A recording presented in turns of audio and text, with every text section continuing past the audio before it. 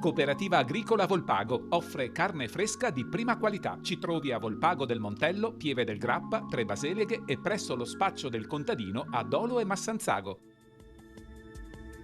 Bentrovati al meteo.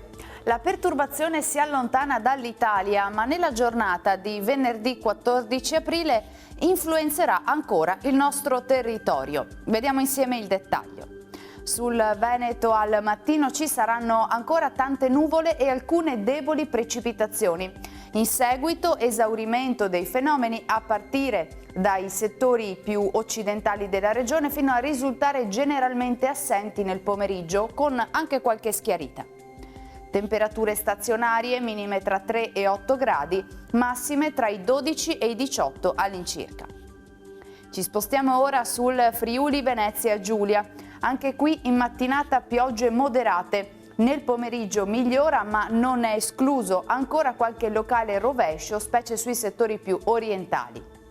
Temperature minime tra 4 e 7 gradi, massime sui 10-12 gradi. Infine diamo uno sguardo al Trentino Alto Adige. Avremo anche in questo caso isolati fenomeni a inizio giornata, poi sarà decisamente più soleggiato. Temperature minime intorno ai 3-4 gradi, massime sui 16-17 all'incirca.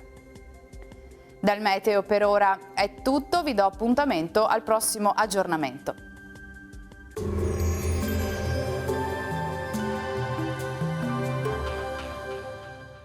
Cooperativa Agricola Volpago offre carne fresca di prima qualità. Ci trovi a Volpago del Montello, Pieve del Grappa, Tre Baseleghe e presso lo spaccio del contadino a Dolo e Massanzago.